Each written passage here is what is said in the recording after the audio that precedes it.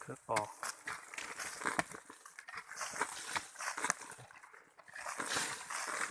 Có ít của cha nữa.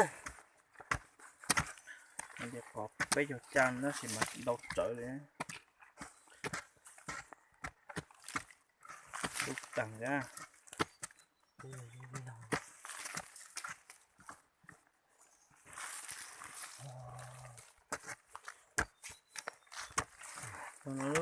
Cho nó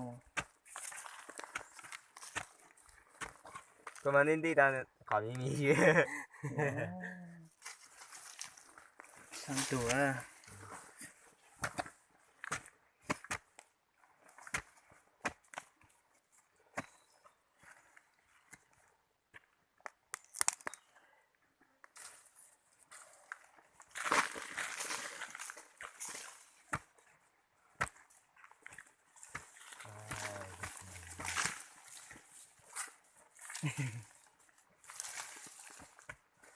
Đó, kia nó học bằng nó cho. Ngoài chỉ bảo thả. Nhớ.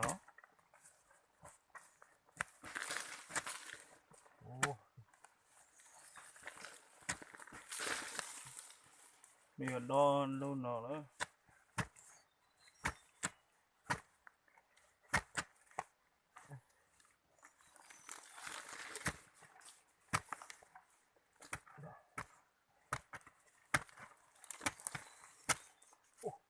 Cho khó nó.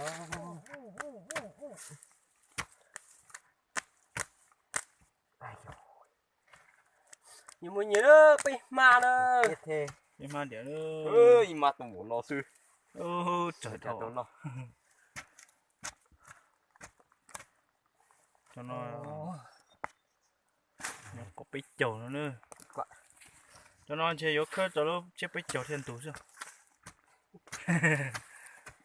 Có bích chầu lại.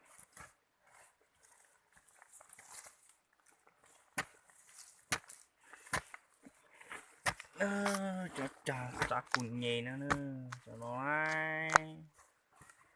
Cho nó nữa. Lát đời rồi. Chúng ta nặng ra cho con một bóng.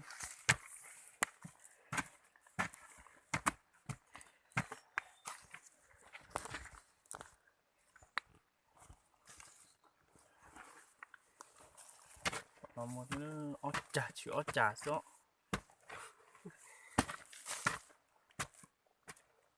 Chữ chả mình để có thể. Nó to thổ chỗ ạ. Vừa ta được xế của tiền khó này.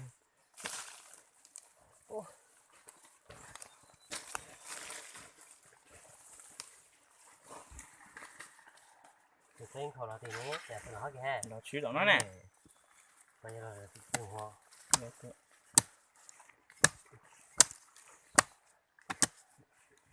Nhỏ này nó kề nè.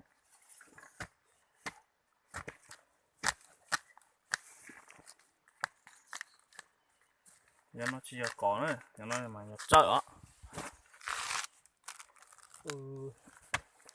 Chứa kìa ha, đẹp lắm đó ha. Tay vô trùng tông bó. Mà cho nốt. Tí gió.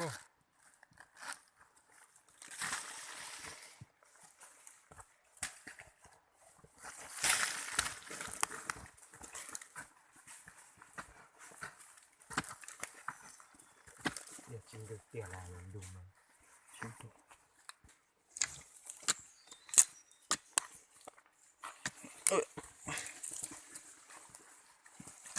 Hát chơi đó.